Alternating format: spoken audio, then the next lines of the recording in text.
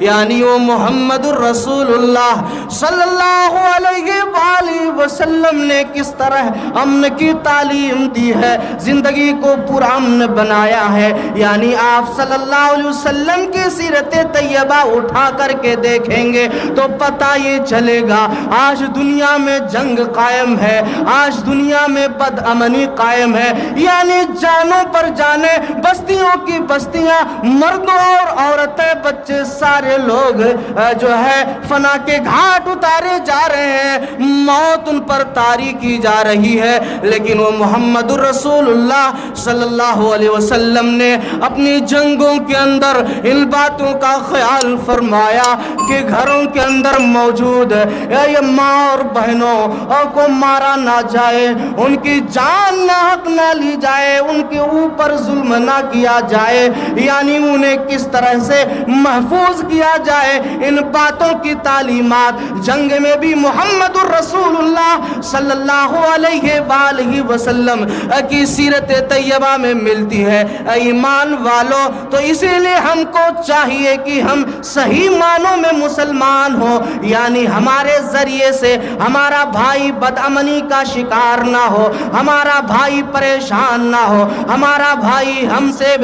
خوف زدہ نہ رہے۔ اسی لیے ہمیں اور آپ کو چاہیے کہ دنیا کی لالچ میں پڑ کر کسی کی زندگی کو تباہ و برباد نہ کریں، یہ محمد الرسول اللہ صلی اللہ علیہ وسلم کی تعلیمات پر عمل کریں، زندگی پرسکون بن جائے گی، اطمینان والی بن جائے گی۔ اسی طرح سے اللہ سبحانہ و تعالی نے بیان فرمایا کہ زندگی میں بد امنی، یعنی ہماری زندگی سے سکون کا خاتمہ اس وجہ سے بھی ہے جہاں بہت سارے اسباب ہیں، یعنی آدمی ذات پات کا متبھید، آدمی کے اندر چھوٹے بڑے کا متبھید، آج دنیا میں بد امنی کے اسباب یہ بھی ہیں، اور ہمارے یہاں بھی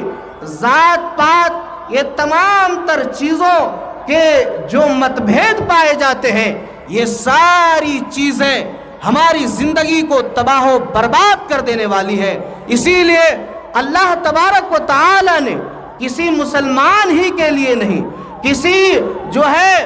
برادری کے لیے نہیں، بلکہ کسی قوم اور خطے کے ہی لیے نہیں، بلکہ اللہ سبحانہ و تعالی نے قرآن کریم میں عام انسانیت کے لیے، پوری مانوتا کے لیے اللہ تبارک و تعالی نے بیان فرمایا وَلَقَدْ كَرَّمْنَا بَنِي آدَمَ وَحَمَلْنَاهُمْ فِي الْبَرِّ وَالْبَحْرِ وَرَزَقْنَاهُمْ مِنَ الطَّيِّبَاتِ۔ اللہ رب العالمین نے بیان فرمایا کہ ہم نے تمام کے تمام بنی آدم کو عزت بخشی ہے، سمان دیا ہے، یعنی اس سے پتہ یہ چلتا ہے کہ اس دنیا میں چاہے چھوٹا ہو، بوڑھا ہو، بڑا ہو، امیر ہو، غریب ہو، مسلمان ہو، نان مسلم ہو، کوئی بھی ہو، یعنی ہر ایک کو اللہ تبارک و تعالی نے بحیثیت انسان، بحیثیت بنی آدم، اللہ رب العالمین نے سب کو عزت بخشی ہے، سب کو عزت بخشی ہے، یعنی کسی کو ذات برادری پر فوقیت حاصل نہیں ہے، کیونکہ اللہ رب العالمین نے بیان فرمایا یا ایھا الناس انا خلقناکم من ذکر و انثی وجعلناکم شعوبا وقبائل لتعارفوا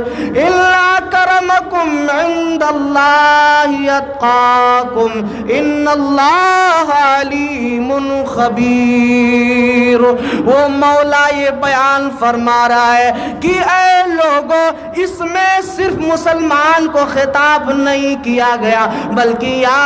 ایھا الناس، اے پورے آدم کی سنتان، اے پوری آدم کی اولاد، اے آدم و حوا کے اولاد، اللہ رب العالمین نے خطاب کیا کہ میں نے تمہیں ایک ماں باپ آدم و حوا سے پیدا فرمایا، اور اللہ نے بیان فرمایا یا ایھا الناس انا خلقناکم من ذکر و انثی وجعلناکم شعوبا وقبائل لتعارفوا،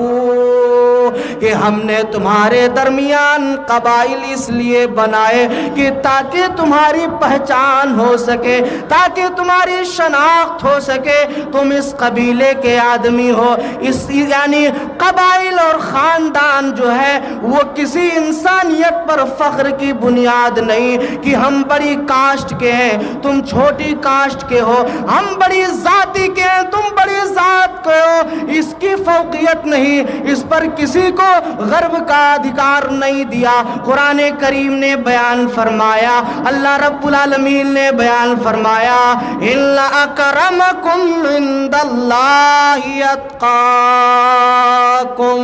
اللہ رب العالمین کے نزدیک سب سے بہتر وہی ہے جو تقوی والا بندہ ہے، عبادت الہی کرنے والا بندہ ہے، اللہ رب العالمین کی حکموں کے مطابق زندگی گزارنے والا بندہ بندی ہے۔ اللہ رب العالمین نے کہا میرے نزدیک سب سے محبوب یہی ہے جو تقوی شعار بندہ ہو، جو تقوی والا بندہ ہو، نہ اونچی کاسٹ کا نہ نیچے کاسٹ کا، نہ ایسے ہی جو ہے کسی اور ذات برادران کا نہیں، بلکہ اللہ رب العالمین نے کہا جو میرے حکموں پر عمل کرنے والا ہو، اس کے دلوں کے اندر خوف ہو، اس کے دلوں کے اندر تقوی ہو۔ اسی لیے پیارے پیغمبر جناب محمد الرسول اللہ صلی اللہ علیہ وسلم جب کبھی بھی اپنے خطاب کو ارشاد فرمایا کرتے تھے تو آپ کے خطاب کے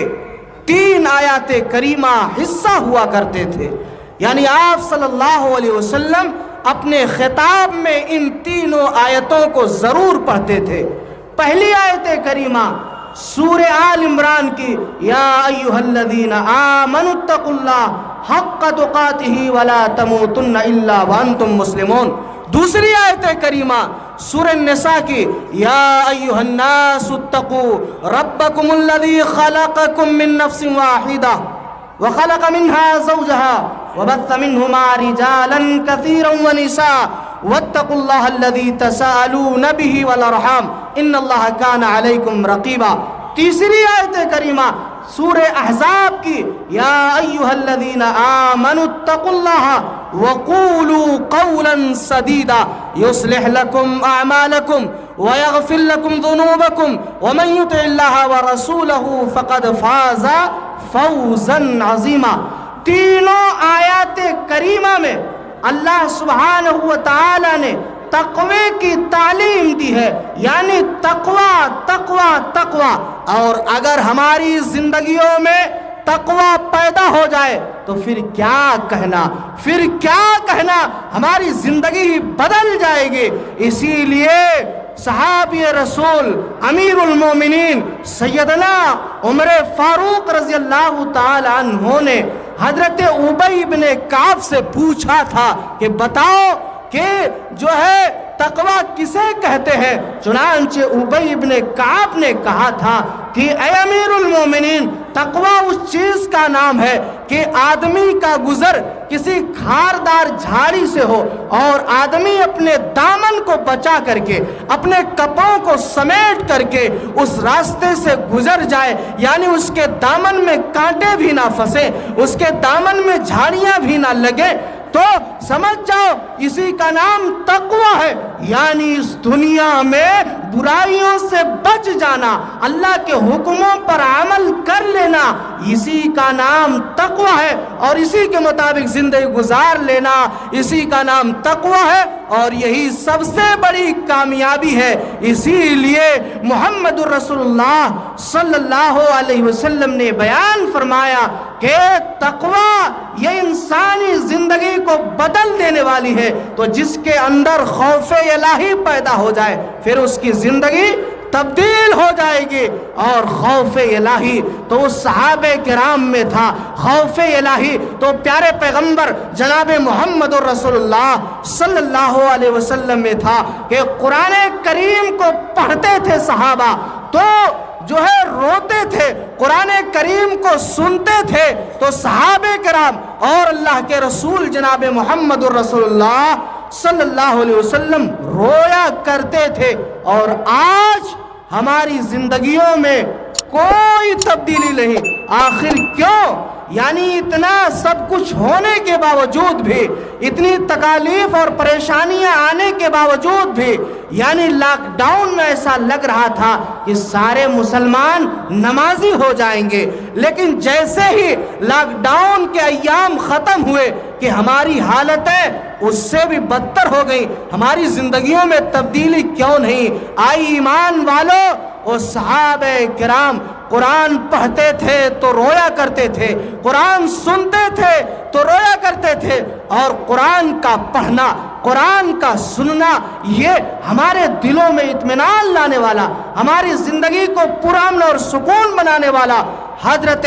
عبداللہ ابن مسعود رضی اللہ تعالیٰ عنہ قاری قرآن ہے، قرآن کے بہت بہترین قاری ہیں، قرآن پڑھنے والے ہیں۔ چنانچہ پیارے نبی جناب محمد رسول اللہ صلی اللہ علیہ وآلہ وسلم نے کہا کہ اے عبداللہ ابن مسعود تم قرآن پڑھو۔ عبداللہ ابن مسعود کہتے ہیں کہ اے پیارے نبی صلی اللہ علیہ وسلم اقرأ علیک وعلیک انزل، میں قرآن کریم پڑھوں جبکہ قرآن آپ پر نازل ہوا؟ پیارے نبی صلی اللہ علیہ وسلم نے کہا کہ اے میرے پیارے صحابی، ہاں میں تم سے قرآن کو سننا چاہتا ہوں۔ چنانچہ جو ہے قرآن کریم کا پڑھنا حضرت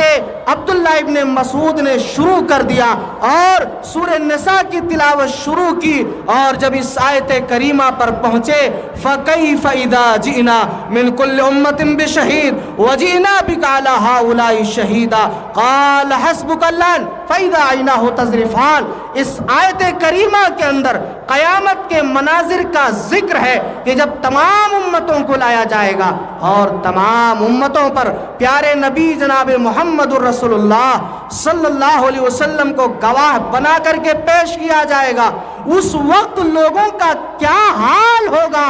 اتنا پڑھنا تھا، اتنا پیارے نبی کا سننا تھا کہ جو عبداللہ ابن مسعود سے محمد رسول اللہ صلی اللہ علیہ وسلم کہہ رہے ہیں حسبک الآن، رک جاؤ، ٹھہر جاؤ۔ قاری قرآن عبداللہ ابن مسعود کہتے ہیں کہ میں نے دیکھا کہ محمد رسول اللہ صلی اللہ علیہ وسلم کے دونوں آنکھوں سے آنسو جاری ہے، یعنی اس قدر خوف الہی، اس قدر اللہ تبارک و تعالیٰ کا خوف محمد رسول اللہ صلی اللہ علیہ وسلم کی زندگی میں اور صحابہ کی زندگی میں ہوا کرتا تھا۔ اتنا ہی نہیں بلکہ ابی ابن کعب رضی اللہ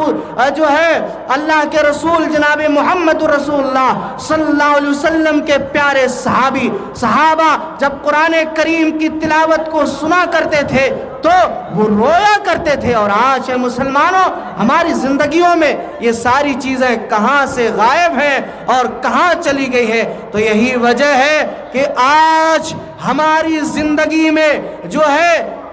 انسانی احترامات کا خاتمہ ہو چکا ہے، یعنی ہم بڑبولے پن میں کھو چکے ہیں۔ تو اسی لیے محمد رسول اللہ صلی اللہ علیہ وسلم کا یہ فرمان سنتے جاؤ، لا فضل لعربی علی جمی ولا لعجمی علی عربی، یعنی محمد الرسول اللہ صلی اللہ علیہ وسلم نے کسی عجمی کو عربی پر اور کسی عربی کو عجمی پر فوقیت نہیں دی، یعنی کسی کالے کو نہ گورے پر فضیلت ہے اس کے گورے پن کے اعتبار سے، نہ گورے کو کالے پن پر کوئی فضیلت ہے۔ اے ایمان والو، اے اللہ والو، اے اللہ کے بندو، اسلام نے امن کا کس قدر احترام کیا ہے، انسان کا کس قدر احترام احترام کیا ہے. یعنی ہمیں اور آپ کو اگر اپنی زندگی میں امن قائم کرنا ہوگا تو انسانیت کا احترام کرنا ہوگا, یعنی ذات پات کا خاتمہ کرنا ہوگا, ذات پات کا بھید ختم کرنا ہوگا. یہی اللہ رب العالمین نے اور پیارے پیغمبر جناب محمد الرسول اللہ صلی اللہ علیہ وسلم نے ہمیں تعلیمات دی ہے, تب زندگی میں امن قائم ہوگا. وہ مکہ فتح ہوا, مکے میں بہت سارے خوبصورت جوان موجود تھے, یعنی بڑے بڑے قبائل کے لوگ موجود تھے, اچھے اچھے لوگ موجود تھے, بڑے جوان رانا موجود تھے, بڑے دولت مند موجود تھے. لیکن محمد الرسول اللہ صلی اللہ علیہ وسلم نے خانہ کعبہ کی چھت پر حی علی الصلاۃ کی صداؤں کو بلند کرنے کے لیے, حی علی الفلاح کی صداؤں کو بلند کرنے کے لیے کسی کا بڑے امیر خاندان کے جوان کو نہیں, کسی اور انسان کو نہیں, بلکہ محمد الرسول اللہ صلی اللہ علیہ وسلم نے حضرت بلال کو اللہ اکبر اللہ اکبر اشہد ان لا الہ الا اللہ اشہد ان محمد الرسول اللہ حی علی الصلاۃ حی علی الفلاح کی صداؤں کو بلند کرنے کے لیے حضرت بلال کا انتخاب کیا. وہ بلال جو بلال حبشی جو رنگت میں کالے تھے اور جو غلام تھے, لیکن محمد الرسول اللہ صلی اللہ علیہ وسلم نے انہیں جو ہے اپنا مؤذن بنایا, اذان دینے والا بنایا. کس قدر انسانی جانوں کا, انسانیت کا احترام اللہ کے نبی صلی اللہ علیہ وسلم نے کیا ہے. اسی لیے انسانوں اگر دنیا میں امن قائم کرنا چاہتے ہو, دنیا میں سکون قائم کرنا چاہتے ہو کہ ہماری زندگیاں پرسکون ہے, تو ہمیں چاہیے کہ ہم اور آپ جو ہے اللہ کے فرمان پر عمل کریں اور پیارے نبی صلی اللہ علیہ وسلم کے اسوے پر عمل کریں, تو ہماری زندگی امن و سکون والی بن جائے گی, ورنہ ہم تباہ و برباد ہو جائیں گے. آئیے اس کے بعد دیکھیں کہ آج اس دنیا کے اندر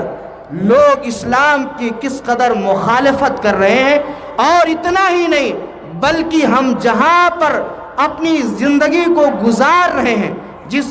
اپنے وطن کے اندر ہمارا پیارا بھارت ہے, آج اس بھارت کے قانون کے اعتبار سے ہر ایک کو اپنے مذہب پر, مذہب کی حیثیت سے زندگی گزارنے کا پورا ادھیکار ہے. لیکن پھر بھی ایک آدمی, ایک انسان دوسرے انسان کے دھرموں میں, مذاہب میں مداخلت کرتا ہے. بتائیے یہ کہاں تک صحیح اور درست ہے؟ سنو اے لوگو, اے دنیا کے لوگوں, نہ یہ قانون کے اعتبار سے آپ کو حق بنتا ہے کہ کسی کے مذہب میں مداخلت کریں, چاہے وہ اسلام ہو, چاہے وہ ہندو دھرم ہو, چاہے وہ جین ہو, چاہے وہ سکھ ہو, چاہے وہ پارسی ہو, چاہے وہ بدھ دھرم ہو, دنیا کا کوئی بھی دھرم ہو, کسی کو یہ ادھیکار نہیں بنتا کہ ان کے دھرموں کا مذاق اڑایا جائے, ان کے دھرموں میں مداخلت کیا جائے. تو یہ قانون بھی نہیں کہتا, اور میں یہ بتلانا چاہتا ہوں کہ ہمارا اسلام بھی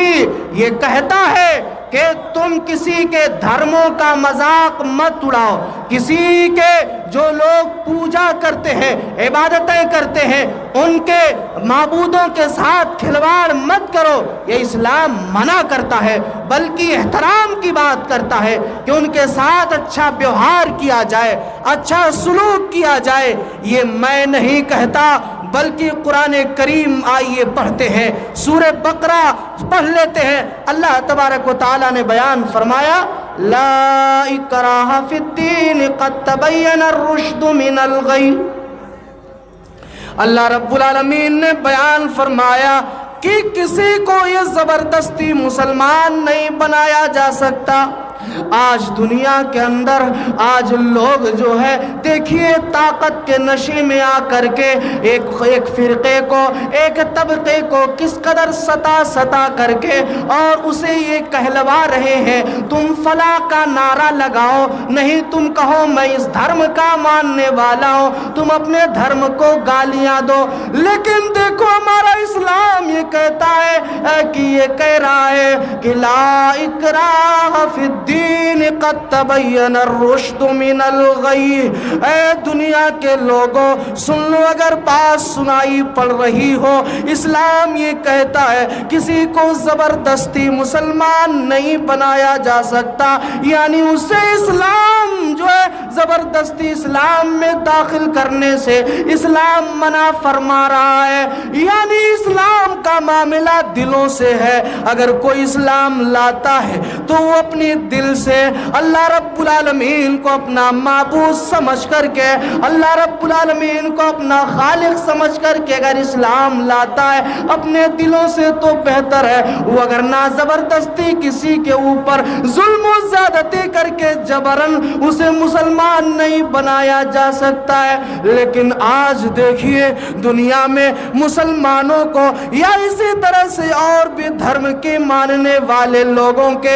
دھرموں کے اندر مداخلت کرنے کی کوششیں کی جا رہی ہے، چھیڑ چھاڑ کرنے کی کوششیں کی جا رہی ہے، یعنی آپ حالیہ دنوں سے اور حالیہ حالتوں سے واقف ہوں گے کہ فی زماننا کس قدر اسلام نے بیان فرمایا، یا ایھا النبی قل لازواجک وبناتک ونساء المؤمنین یدنین علیہن من جلابیبہن ذالک ادنی ان یعرفن فلا یؤذین۔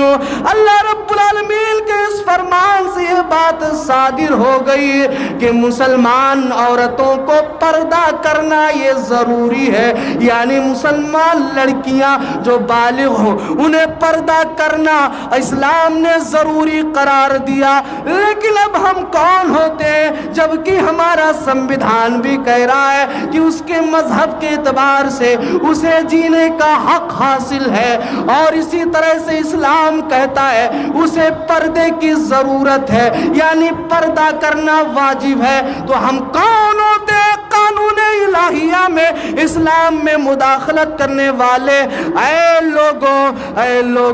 اللہ رب العالمین نے اور قرآن کریم نے خود ہی منع فرمایا ہے کہ اے لوگوں کسی کے دھرموں میں مداخلت مت کرو، کسی کو گالیاں مت دو، چاہے وہ ہمارا ہندو بھائی ہی کیوں نہ ہو،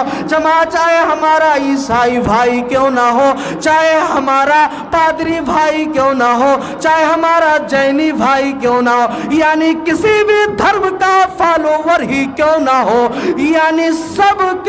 سب کو اپنے دھرم کے اعتبار سے جینے کا ادھیکار ہے، اور کسی کو گالیاں نہ دی جائے، کسی کے معبودوں کو برا بھلا نہ کہا جائے، یہ اسلام کہتا ہے۔ آئیے اللہ رب العالمین کا فرمان پڑھ لیتے ہیں، وَلَا تَسُبُّوا الَّذِينَ يَدْعُونَ مِن دُونِ اللَّهِ فَيَسُبُّوا اللَّهَ عَدْوًا بِغَيْرِ عِلْمٍ۔ اللہ رب العالمین کہہ رہا ہے اے ایمان والو تم غیروں کے معبودوں کو گالیاں مت دو، یعنی انہیں برا مت کہو جن کی وہ عبادت کر رہے ہو، یعنی کس قدر اسلام نے غیروں کے معبودوں کی، غیروں کے دھرموں کی احترام کی بات کی ہے، یعنی دنیا میں امن کی اس سے بڑی مثال، زندگی میں امن کی اس سے بڑی مثال اور کوئی نہیں دی جا سکتی ہے۔ یہ اللہ رب العالمین نے اپنے کلام کے اندر بیان فرمایا۔ اے ایمان والو، اے دنیا کے لوگوں اس سے سبق حاصل کرو، اسلام امن کا مذہب ہے اور قرآن امن کی تعلیم دینے والا ہے۔ پیارے پیغمبر جناب محمد الرسول اللہ صلی اللہ علیہ وآلہ وسلم امن کی تعلیم دینے والے، آپ کی زندگی امن سے بھرپور ہے۔ اتنا ہی نہیں، یعنی پردہ صرف مسلمانوں ہی میں نہیں بلکہ غیر مسلموں میں بھی ہے۔ یہ بہت سارے ثبوت پائے جاتے ہیں، بہت سارے مثالیں میں آپ کے سامنے پیش کر سکتا ہوں. یعنی اگر ہمارے غیر بھائی سن رہے ہوں ہماری بات کو تو سنیں کہ خود ہی ان کے دھارمک گرنتھوں کے اندر، دھارمک کتابوں کے اندر یہ باتیں درج ہیں کہ شری رام جی کی ماں کوشلیہ جی جب ان سے کوئی آدمی ملنے کے لیے آیا، کوئی راجہ ملنے کے لیے آیا، تو وہ خود اس ذات عورت نے، اس شری رام جی کی ماں نے جو ہے اپنے نوکر کو، اپنے نگراں کو، اپنے گھر کے اس آدمی کو بھیجا کہ جاؤ تم جو ہے اس آدمی سے ملو، اس شخص سے ملو. اور ان کی ماں نے جو یہ بات کہی ہے وہ آپ کی مذہبی کتابوں کے اندر بھی درج ہے کہ میں ایک عورت ہوں، میں اس کے لیے اجنبی ہوں، اس لیے میں ان سے نہیں مل سکتی ہوں. اور اتنا ہی نہیں، وہ سیتا جی کا واقعہ آپ پڑھیں گے تو پتہ یہ چلے گا کہ اس سے پتہ یہ چلتا ہے کہ جب لکشمن جی سے یہ پوچھا گیا کہ بتاؤ تمہارے بھابھی کا کان کیسا تھا، تمہارے بھابھی کا آنکھ کیسا تھا، تمہارے بھابھی کا ناک کیسا تھا، تو شری لکشمن جی نے یہی کہا کہ جو ہے میں نے اپنے بھابھی کے پیر کے علاوہ کچھ اور نہیں دیکھا ہے. یعنی ان تمام تر حوالوں سے یہ پتہ چلتا ہے کہ جو ہے صرف پردہ اسلام ہی میں نہیں بلکہ آپ کے دھرموں میں اور دیگر دھرموں کے اندر موجود ہے. تو لوگوں ان تمام تر باتوں پر عمل کرنا چاہیے. اور جانتے ہیں دنیا میں بدامنی اور سماج اور معاشرے میں بدامنی کیوں قائم ہوتی ہے؟ جب آدمی اپنے دھرم کو فالو نہیں کرتا ہے، اپنے دھرم کا صحیح طور سے اتباع اور پیروی نہیں کرتا ہے تو دنیا میں بدامنی پیدا ہوتی ہے. یہی وجہ ہے کہ جو ہے رام چندر جی نے یہ کہا کہ آدمی، کوئی بھی آدمی بلا قصور اگر کسی کو مارتا ہے تو گویا کہ وہ انسانیت کے اوپر ظلم کرتا ہے. یہ خود جو ہے ان کی باتیں ہیں جو میں آپ کے سامنے پیش کر رہا ہوں. اور اتنا ہی نہیں بلکہ گیتا کے اندر یہ بات بھی موجود ہے. گیتا کا وہ شلوک پڑھ لیتے ہیں، اہنسا ستمک کرودھا، اہنسا ستمک کرودھا تیاگش شانتری پیشنم. یعنی کسی کو اپنی ہاتھ سے، کسی کو اپنی ذات سے جو تکلیف پہنچانا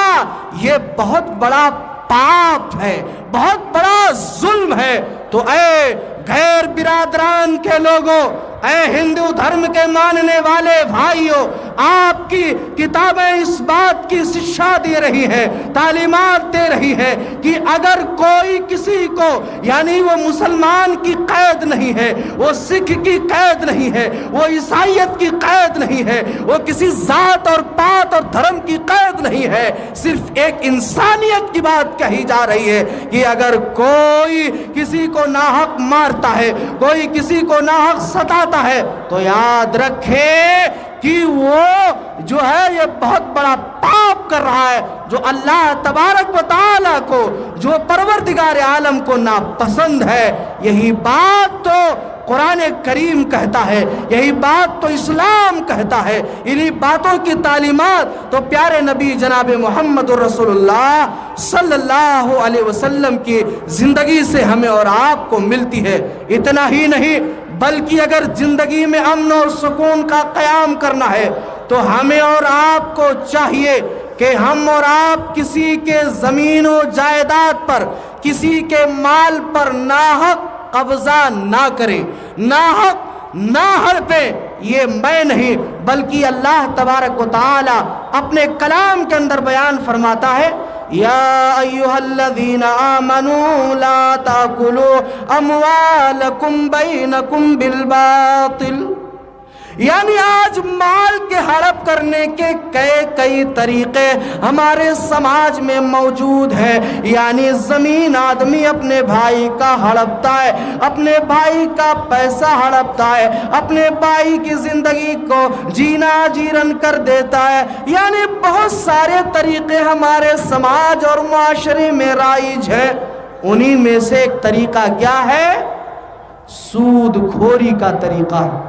سود خوری، اور سود ہمارے معاشرے میں کس کس طرح سے جنم لے رہا ہے، جیسا کہ یہاں پر آپ کے یہاں لوگ پیسہ دیتے ہیں اور اس پیسے کو صرف عورتوں کو دیتے ہیں، پھر ہفتہ بعد دیتے ہیں، اور اس کے بعد جو ہے اس پر سود کا قید بھی رہتا ہے، اگر نہ دے پائیں تو اس کے اوپر مزید سود پر سود بڑھتا چلا جاتا ہے۔ یہ سب کیا ہے؟ یہ مسلمان کا کام ہے؟ یہ ایمان والے کا کام ہے؟ نہیں، ہرگز نہیں، کیونکہ یہ بھی مال حرام ہے، یہ بھی ناحق طریقے سے